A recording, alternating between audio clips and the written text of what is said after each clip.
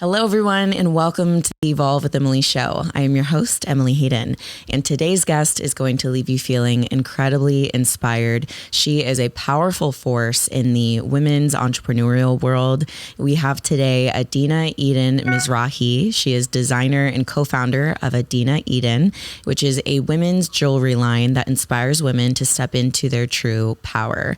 Adina is a multi-million-dollar jewelry line worn by ongoing list of A-list celebrities, including Ariana Grande, Tinx, Kylie and Kendall, Cardi B, and Hailey Beiber. Adina Eden is a jewelry line created and designed straight from Adina's mission, that when a woman shines, her splendorous beauty is revealed for all to see and her true power is unleashed.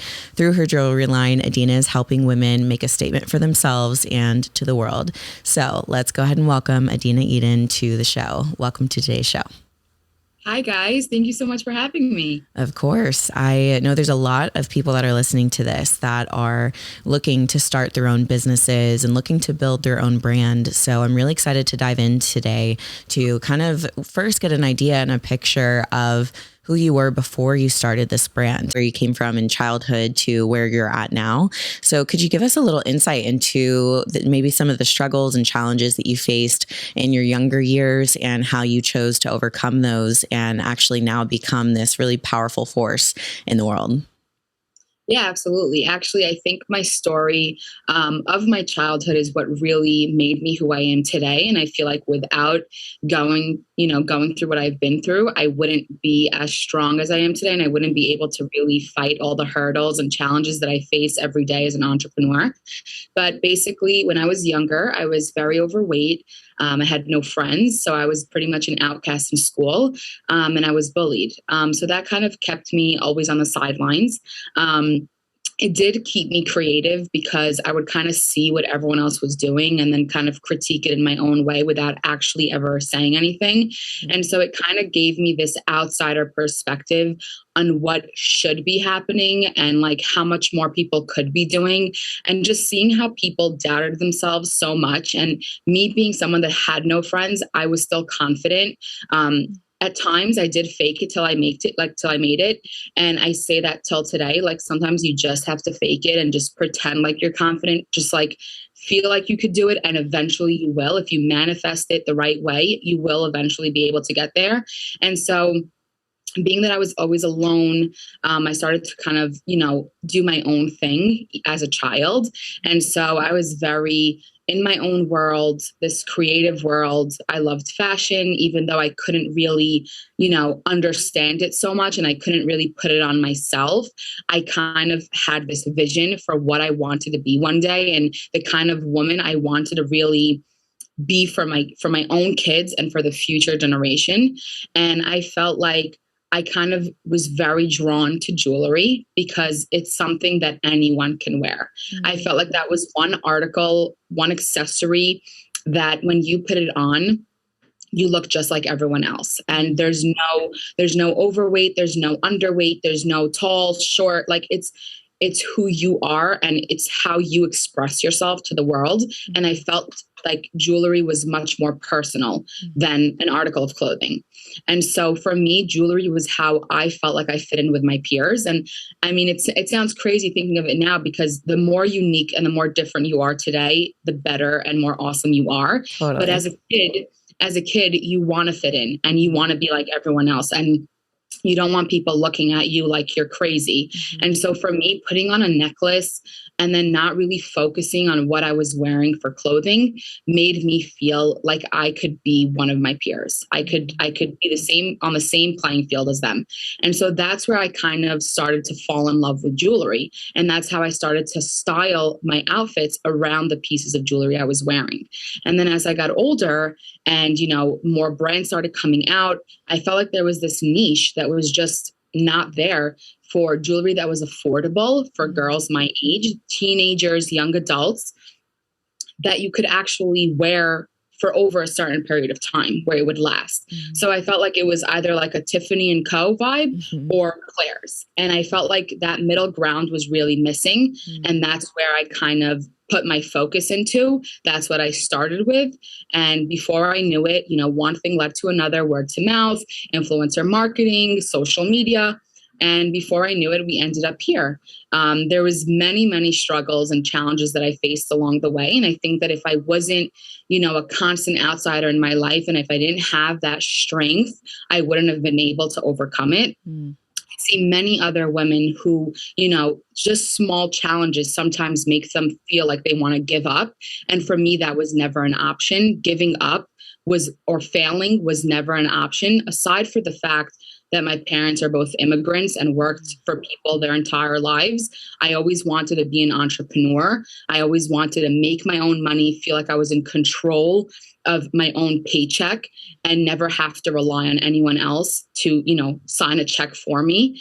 And I feel like with my life, like from home, from school, just my own personal experiences, all of that together brought me to be this powerful woman who's still very sensitive and understanding to the world around her and to the mental health issues that happen, that I see every single day. But at the same time, also, take on those challenges and not allow it to destroy me. Wow. You get what Absolutely. That is so inspiring. Thank you so much for sharing that. And I think it just goes to show that truly the challenges that we face in life, even if we don't have an understanding for why they're happening, they really can be used to make us better and to actually get us to the success that we want in our lives. Because had you never experienced those things, maybe you wouldn't have faced enough hardship to withstand the hard things that you go through as a business owner. So I really love hearing your passion behind why it got started. When did you officially open your jewelry line? When did it officially start? So I started about 7 years ago, basically making pieces for myself. I was in college, so I was going into my third semester, and I kind of had extra free time. I finally got my schedule down pat. I had 2 or 3 days, of just fully free days, and I was like, what do I want to do? I wanted to pay my way through college. My parents at the time were going through some economic difficulties, and I said 100% I'm going to work and pay my way through school. It also kind of gave me this added purpose, and it made me appreciate school so much more. I was very attentive. I went to every class because, of course, I was paying out of my own pocket. Right. And so I kind of just started making jewelry for myself. I literally had $100. I didn't even have a bank account, Wow. literally nothing. I went to 47th Street in New York. I bought some pearls, some beads, some chains, some string. I watched some YouTube videos, and I learned how to start making necklaces and bracelets, and I would wear them. And then people would be like, oh, what is that? I love that. Can you make this for me? And I said, yeah, sure. And they're like, how much is it? And I just would throw a price because I'm like, I don't know, Yeah. I'm like, I don't know how much profit I'm supposed to make. It's my time as well. Little by little, I started kind of getting some groundwork done. And then eventually I started an Instagram page. I started posting. At the time, people weren't really, business focused on Instagram. It was more just showing pictures of your family. It was very like a Facebook, MySpace type of, network. And I felt like, why not use this social media network to my advantage? Instagram was still just on the rise. This was 2015. So, it was just starting to get users on. And I said, why not ride with this and see where it goes? Before I knew it, people were, literally, I put my phone number in the bio because you couldn't send DMs and there was no Instagram stories. That's awesome. So I literally put my phone number in, and people would text me, hey, I just saw this necklace. How much is it? I'd like to buy it. And I would get in my car, deliver it to them if they were local. I'd ship it if they weren't. And before I knew it, I started building this community. And attended trunk shows, went to shows, tried to get my name out there as much as possible. And once social media really picked up, I started with the influencer marketing. I got my brother on board, started a website, and the rest is history. It just kind of one thing into another. Yeah. Yeah, that's really incredible. And it's really inspiring to hear somebody start from literally $100 and no bank account, just taking the next right step. And I think a lot of people get overwhelmed with, how am I going to make this happen? What is the perfect plan? I need to have the perfect bank account, the perfect website, the perfect everything before I start. And it's almost like they get overwhelmed with all the details before they even take the first step. So what I'm hearing from you is that you were able to just simply take the step that was right in front of you. Someone texted me, let me make them a jewelry. Someone needs this, let me do this. And I think breaking it down into those small actionable steps can be a way that we can get out of the paralyzation of overwhelm and step into actually making things happen. Did you go to school for business, or how did you learn about the business side of things? So I actually majored in psychology. Oh, wow. I then minored in business as I felt like the business was growing. Mm-hmm. My brother did go to Baruch, however, and that's like a very business focused school. And so he was taking a lot of entrepreneur classes and business classes, and together we were literally incorporating what we learned in class to like our own business at home. And so it was really crazy, Mm-hmm. but it did come to a point where like we didn't have a business plan. We didn't know what the goal was for 5 years. It was just like, roll with what you have right now. Mm-hmm. Don't overthink it, because, you know, like you said, you're going to be afraid. You have to have a business plan. How are you going to get investors? How are you going to get funding? But it was just like, let's just roll with this. Like the money's coming in. We're okay. We could financially, you know, be okay with this business. We both were not taking a salary. We invested very little in the website, in the structure of it.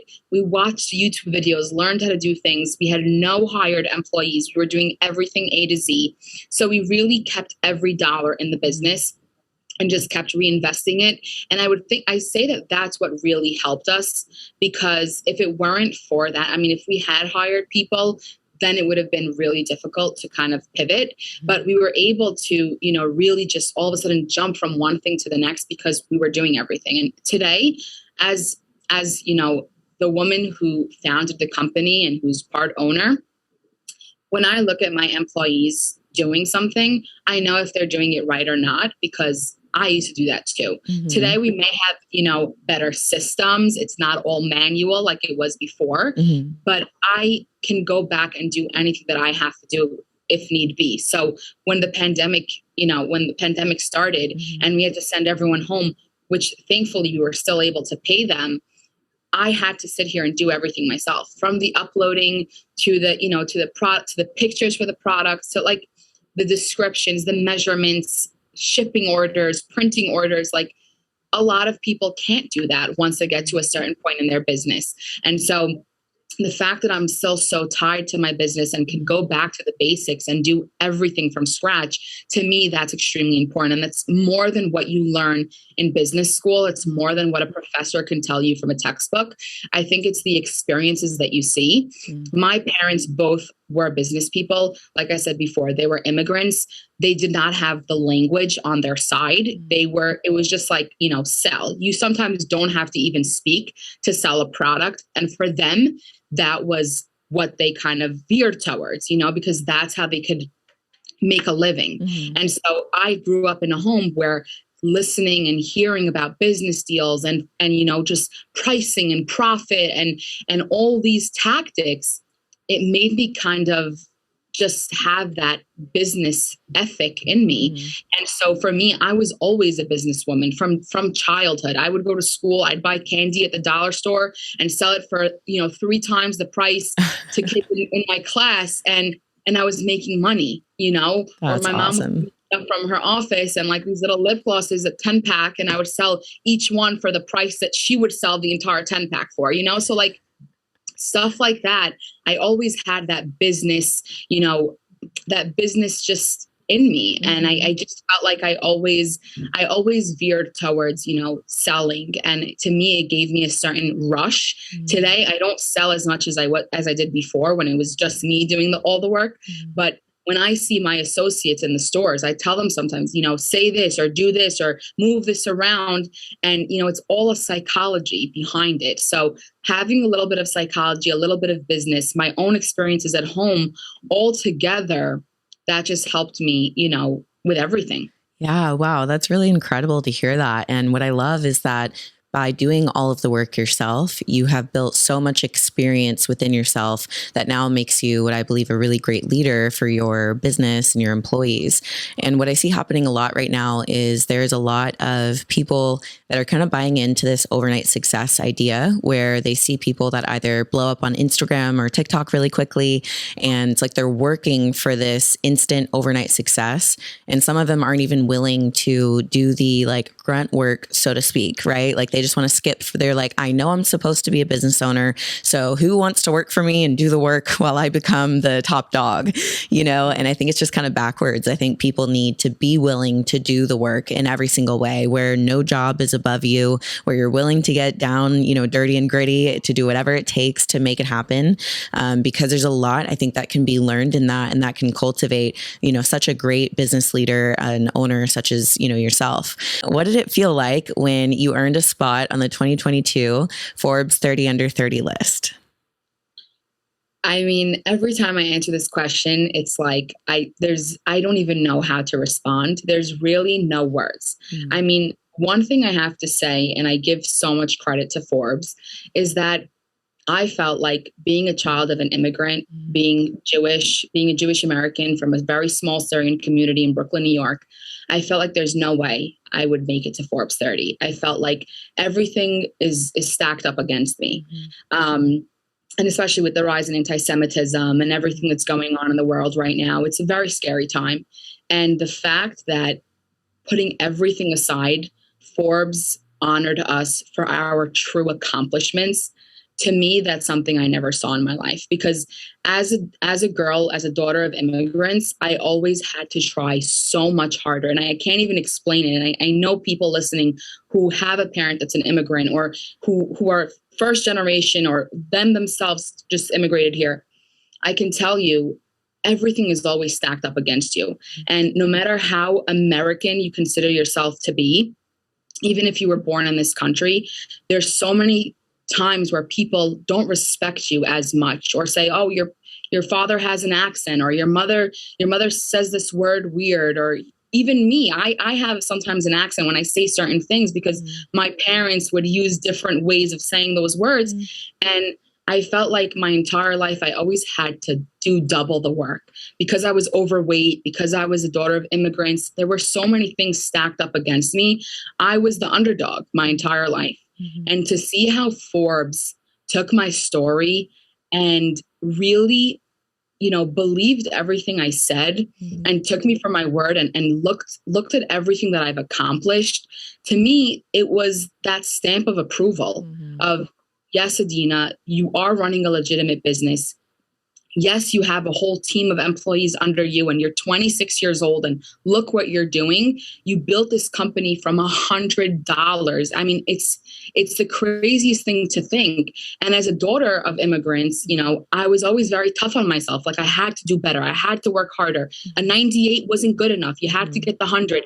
And to me, this was like, when my parents saw that, this was like all their sacrifices and all of the crap that they ate over the years and the way that they were mistreated and disrespected, it was worth it, because we have something to show here. And to me, there was nothing stronger than a Forbes 30 Under 30, because, you know, millions, anyone can make millions. Anyone can go and get funding of millions of dollars without even having a business plan, without even starting anything. But this was a fully bootstrapped company by two siblings in a family-run business where, I mean, you know, we're just like, it's just crazy. And to see how Forbes appreciated that and gave us that stamp of approval, for me, was all the legitimacy that I needed. It didn't convert me 1 million sales overnight. And I'm not going to say that, because that would be lying. But it did give me the recognition that I needed. It did give me the respect of other entrepreneurs. And everyone who doubted me, I was like, hey, look at this. Look at this. Like, you doubted me when I was 18 years old, 17 years old. You told me this is only going to be a side hustle. Well, look now. You know, like, look where I am now. I worked so hard for this. I didn't go on vacations. I didn't take money. Like, I lived like a pauper to get here. And today I get to appreciate all of that work. And that was, for me, for me and my family, it was better than being the first kid in the entire family to graduate college. This was like that next big thing, you know, and it was amazing. There's just no words. Wow. Oh my gosh. I can literally feel like the gratitude coming from you.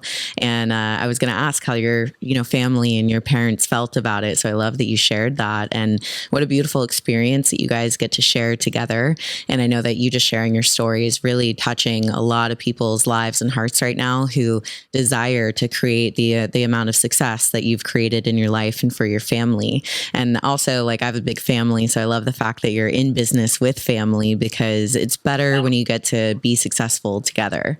So I want to go into the people that are starting their brands and their businesses. So they're at their beginning stages, and what I've seen a few times happen is that people will start maybe it's a jewelry line or a makeup line or a bikini line, something like that. And maybe the first launch or two goes well, and there's family and friends that are buying and supporting. And so it feels like it goes really well. And then it's kind of like you get to the few launches after that, and now the family and friends maybe aren't buying so much, and it feels like you are not being as successful as you were before. Do you have advice for them who are feeling a little discouraged and disheartened, who are feeling like their launches aren't going so well, and they're trying to figure out, okay, what do I do now? Like, clearly I had a lot of friends and family supporting, but now, like, what are my next steps? And just, how can they move from discouragement to being empowered again to take some steps? So I feel like everyone in the beginning of their business has this, and I had that as well, when I felt like, okay, my aunts, my uncles, my cousins, they're not buying as much. My friends are not buying as much. Like, where do I go from here? And I feel like one thing that I always tell people, and I think this is something I've learned as my business progressed and as I've had to open up other channels of revenue, is that don't only focus on one thing. So I started as an e-com website. Then we went brick and mortar. We had wholesale partners. There's so many different streams of revenue that you can explore and go into. So for example, if you have a makeup line, try to call up Sephora, try to go there, get a manager's number, try to see if you can start selling in their stores. Maybe you could become a brand partner. Maybe you could, do private labeling for them. You never know where one conversation, where one business card email can take you. And I feel like today with social media, you can literally DM any like manager, owner, co-founder, creative director, anyone. And you could just DM them like, hey, here's my product. Let me know if I can send this to you. Let me know what you think. Can you help me out? Or even influencers, build relationships with these influencers who could post about you on TikTok and say, hey, look at this product. This is amazing. Like, this is the price point. I feel like I'm wearing, Dior makeup when it's really $22 or something like that. I feel like it goes a long way. Yes, in the beginning, we all get comfortable. We want our family, we want our friends, we want our community. I grew because of my community, because I had people in my community who put their faith in me, who felt like they were supporting something much bigger than just a jewelry owner, a jewelry company owner. And what I felt was like, yes, there's a point where you have to say to yourself, I have to step out of this comfort zone. And it's good if those sales slow down, because it forces you into that. Sometimes we're afraid to take that leap and say, hey, there's a whole other world out there. But the reality is, yes, there is a whole other world out there. You could go to a million different wholesale partners, whether you feel like your vibe is Revolve or Shop Up or Macy's or Bloomingdale's or anywhere. You could sell in trunk shows. You could find fairs. You could figure out so many ways. You could rent a small concession in a hair salon. I mean, I did that, and that helped me. I rented a concession in a bathing suit store for cruise time. And so, you could figure out so many ways, build relationships, take numbers. No one is beneath you. If there's one thing I learned in my life from my parents, it's that you treat the janitor and the CEO the same way. No one is better than you ever. If you're a millionaire, a billionaire, or if you're poor, it doesn't matter who you are. Everyone is equal to you. And today, my employees are die-hard loyal to me because I treat them like equals. You want to talk to me about this? You want to talk to me about that? There's no problem. I'm your friend. I'm open. I'm just like you. We're all in the same boat. You know, maybe our paychecks are different, but we're all in the same boat.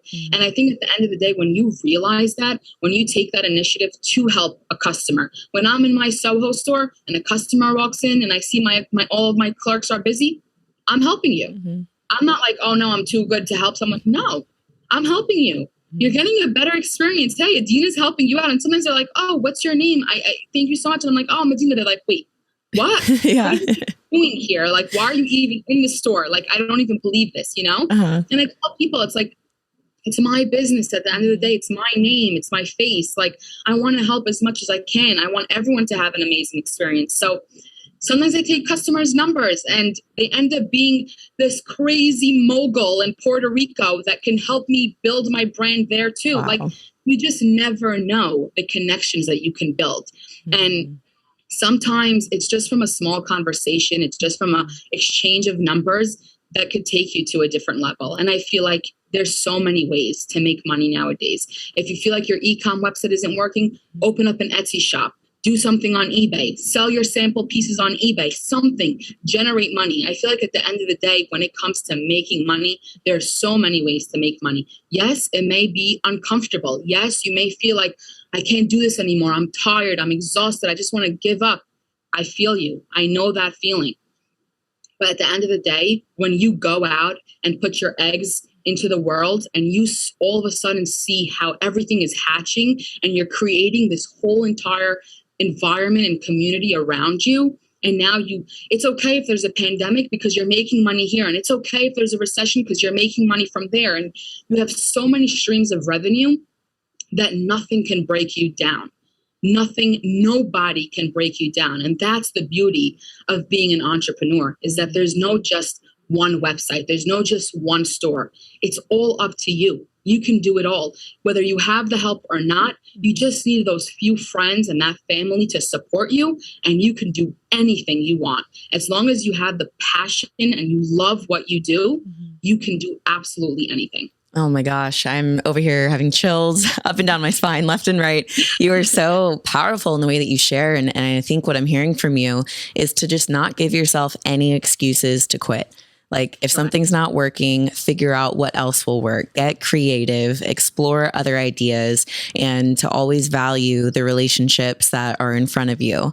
You know, I completely agree with that. I think relationships are a really crucial aspect of life in general, but man, they can be really helpful too, because like you mentioned, like you never know who you're talking to. So I wanted to know, as a business owner, how did your health impact your business, and how did getting healthy and working on your mental and also your physical health impact your business, your relationships?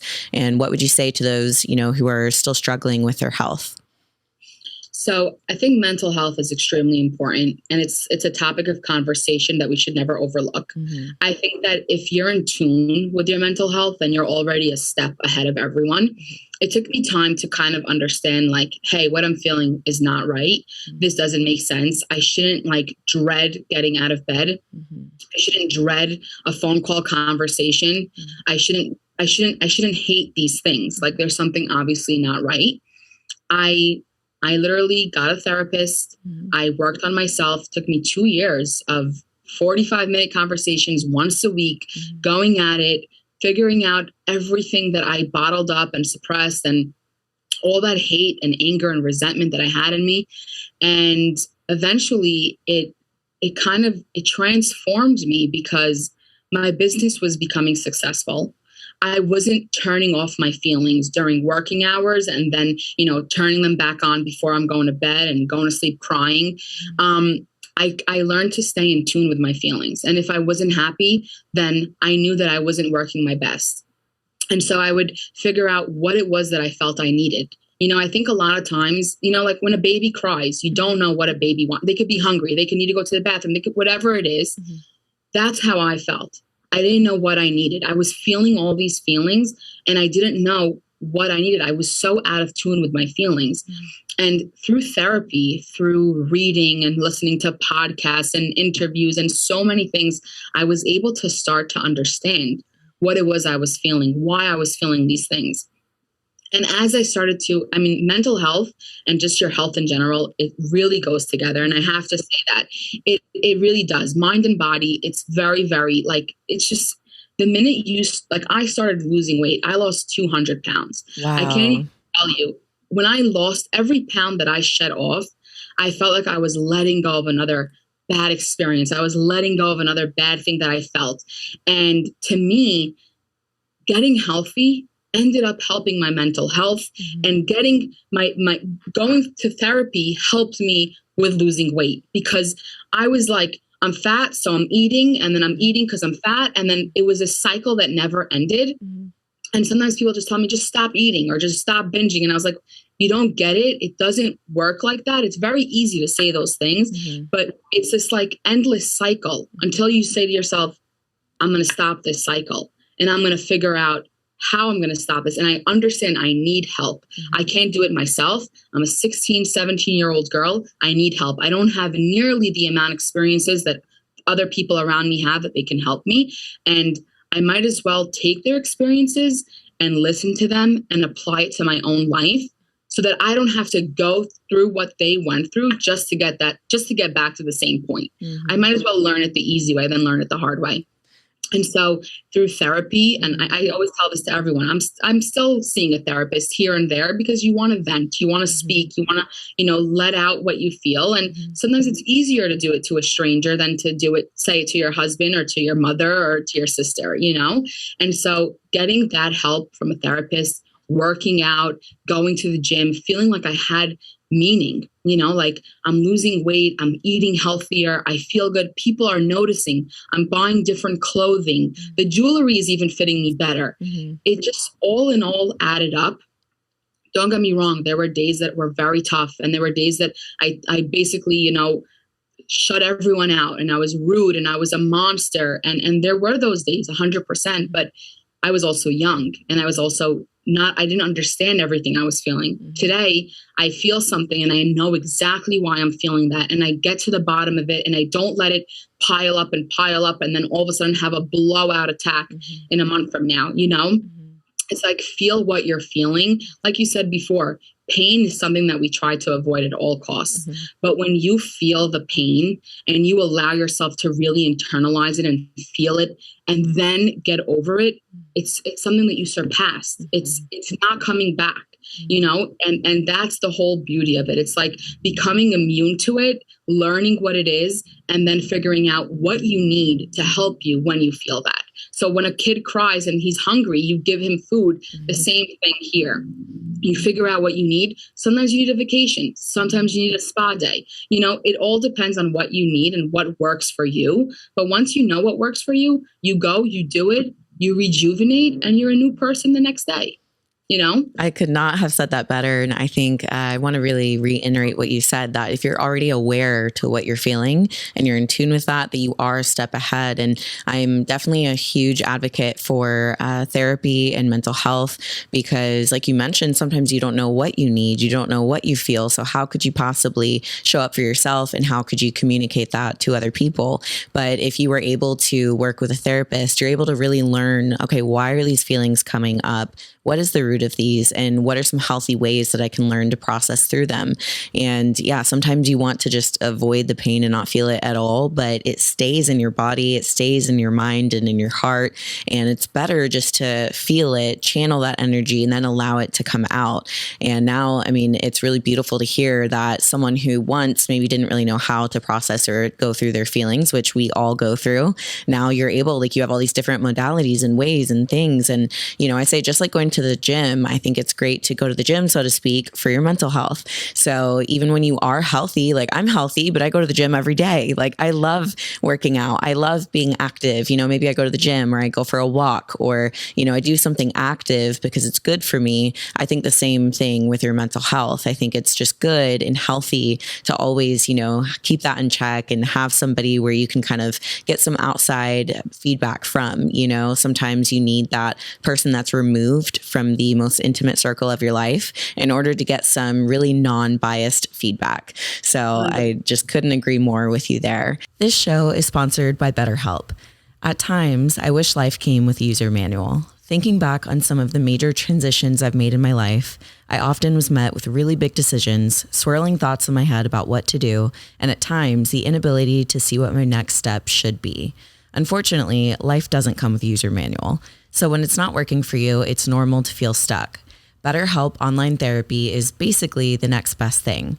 Therapists are trained to help you figure out the cause of challenging emotions and to learn productive coping skills, which makes online therapy the closest thing to a guided tour of the complex engine called you. BetterHelp Online Therapy has helped me to become more self-aware, see my situation from a new perspective, and feel confident and empowered to make really big decisions in life. As the world's largest therapy service, BetterHelp has matched 3 million people with professionally licensed and vetted therapists available 100% online. Plus, it's affordable. Just fill out a brief questionnaire to match with a therapist, and if things aren't clicking, you can easily switch to a new therapist anytime. It couldn't be simpler. No waiting rooms, no traffic, no endless searching for the right therapist. Learn more and save 10% off your first month at betterhelp.com/evolvewithemily. That's BetterHelp, HELP.com/evolvewithemily. Now back to today's show. One thing that I see happening is, with the rise in social media and even like social media following and things like that, sometimes I can see that people have placed importance on people who have a certain number on the screen, almost like more importance on those people versus on other people who don't have a number on the screen. And that couldn't be like a bigger mistake that I see people making, because that person who has no numbers on the screen may be an incredible relationship coach that could help you with the relationship issues. They could be an incredible business person that could have the right, networking and connections for you, or they could be your next best friend. So I just always encourage people to never allow a number on a screen or a title or a position that somebody holds in life to make them more important in your eyes than yourself or other people. So I love that that has been a really crucial aspect of the way that you've lived your life and also the way that you've just grown.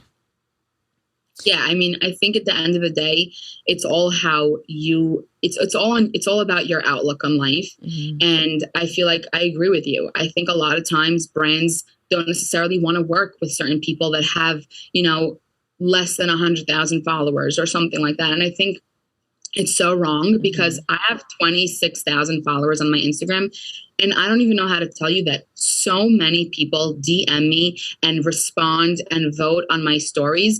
Like, I think it's more than my Adina Eden page that has 600,000 followers. It's just so crazy how you build certain communities around just like your everyday basic life and just showing the behind the scenes of what you do every day.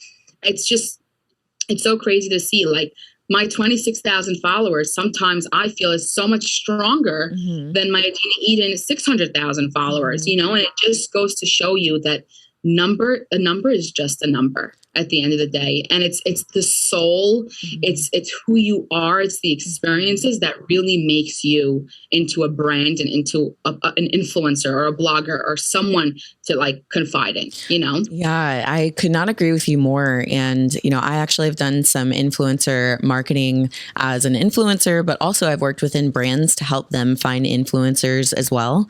And what I found throughout my research is that absolutely sometimes the person with 26,000 would produce more revenue for the business than somebody with 600,000, because the person with 26,000 has a really integrated and close-knit community, whereas the one with a larger following, maybe they don't have those close relationships, or, you never know exactly how people got to where they are. But yeah, I just agree with you. Never discount that number. So kind of, staying on the realms of influencer marketing, you said that you utilized that for your business and your jewelry line and to grow. So do you have tips for brands who are considering influencer marketing and they don't know anything about it so far? Do you have just some tips that have been really helpful for you when utilizing influencer marketing? Yeah. So I think, back then, influencer marketing was very, very different than it is today. With everything going on with privacy policies and algorithm changes, I think there's a very different way to look at influencer marketing today than I looked at it before. I feel like you don't want to go and just say, hey, I sent out to 600 influencers. That's not what works.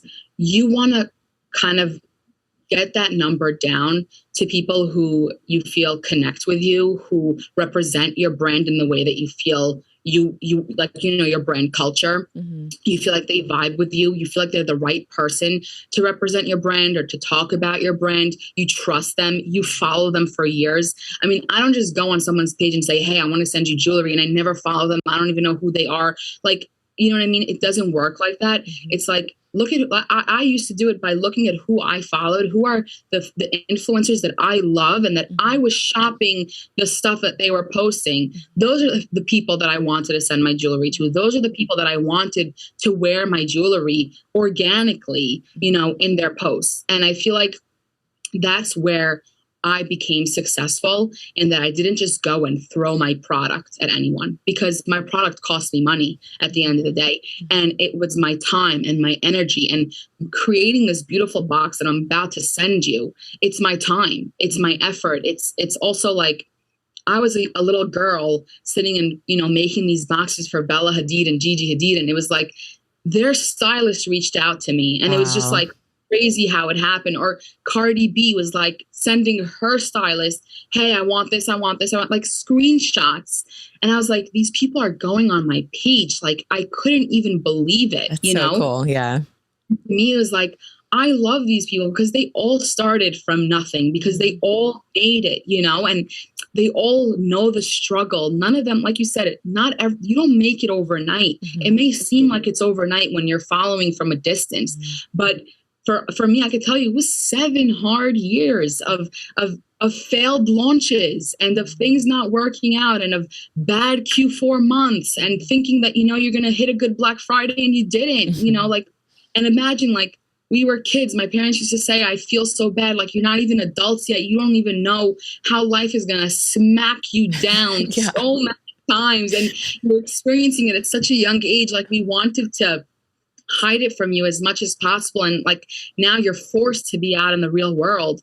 And, just to like kind of see that and us who like, we trusted so many influencers and put our heart and soul into the packages to receive never even a tag, or to not even get a thank you, or not even to tell you, hey, we received the package. So I could tell you, there's going to be times where you're going to feel like you were stabbed in the chest. And there's going to be times where people are going to say, this brand is amazing. And they're going to do their research and they're going to speak about you. And all of a sudden you're going to see an uptick in sales. So there's a little bit of everything, and you're going to experience it all. But at the end of the day, I always say, go with the people that you vibe with, people that you say, I would be their friend. Mm-hmm. If I went to the same school as them, or if I grew up in the same home as them, I would be their friend.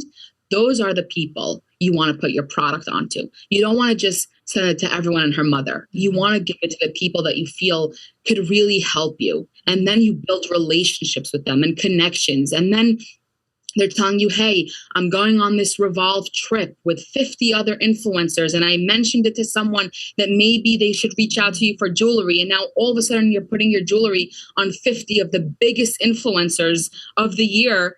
And you're just like, how did that just happen? Wow. And so that's how it just, one thing leads to another.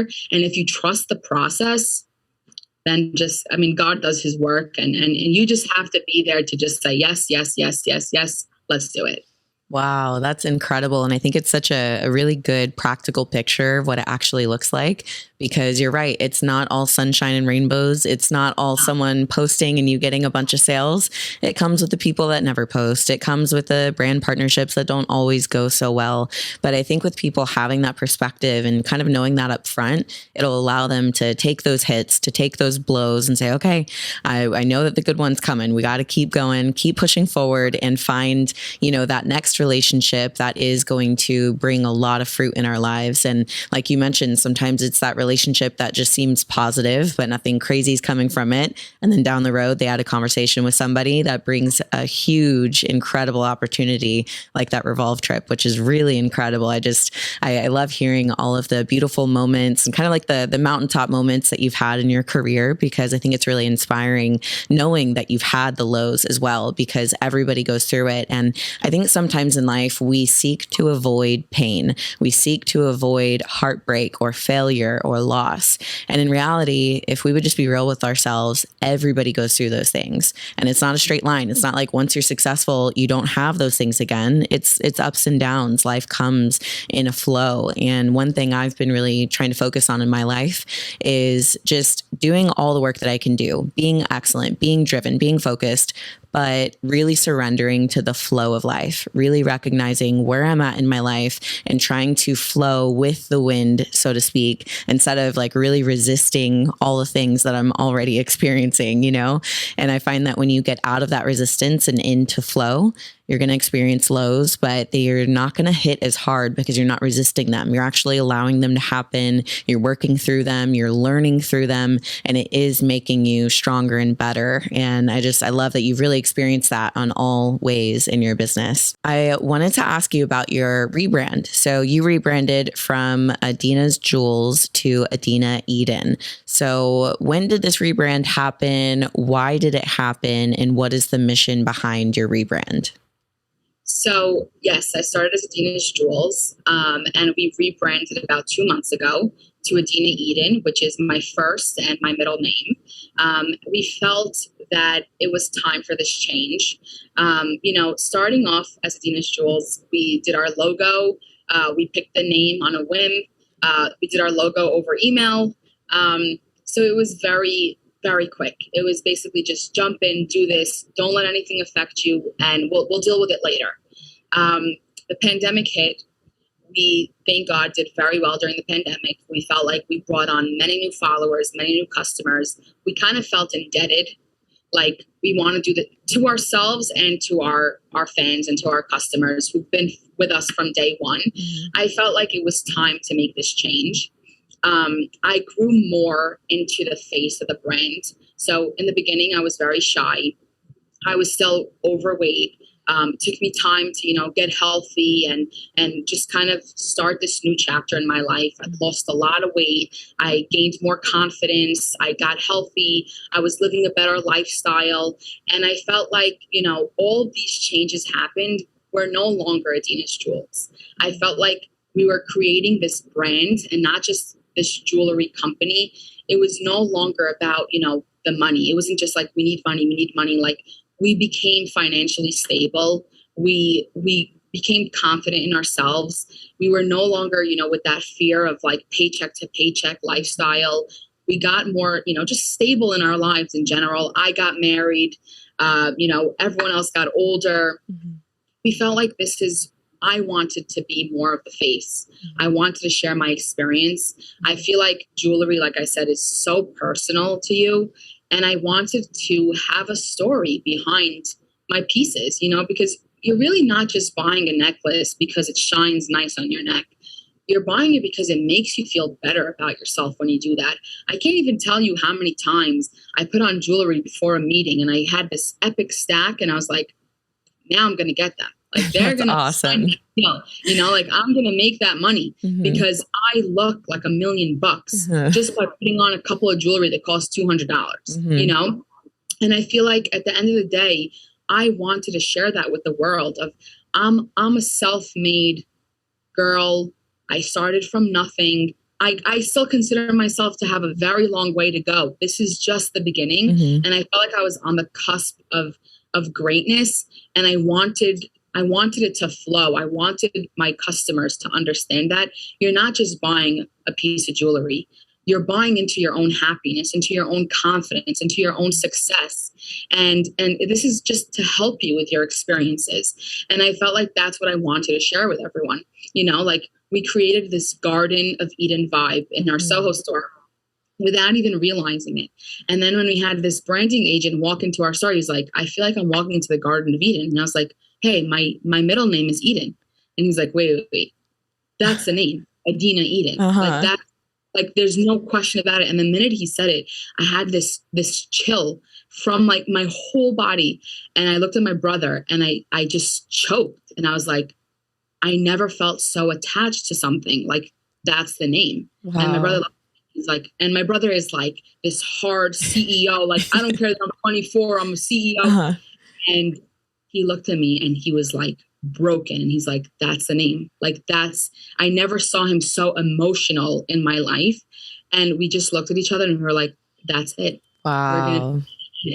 And that was where it all started. And then we brought this concept of the butterfly. I had a couple years ago, someone asked me to write about one of my favorite collections. And I said, the butterfly collection is my favorite collection because I feel very much like I have the same experience as a butterfly. I started out, very, very different from where I am today. I metamorphosized into this, young, incredible girl who has power, who's confident, who's happy, lives life with purpose. Mm-hmm. And I felt like that's the story of my life. I started off as this like ugly little worm and no one looked at me and I was stepped on my whole life. And today I'm a butterfly and I fly happy and I love life, Wow. Where at one point in life, I hated my life and I was depressed. Mm-hmm. And so I felt like this was the perfect story of who I am. And so we said, let's incorporate the butterfly into everything we do because it's so much more than just a beautiful creature. It's an epic story.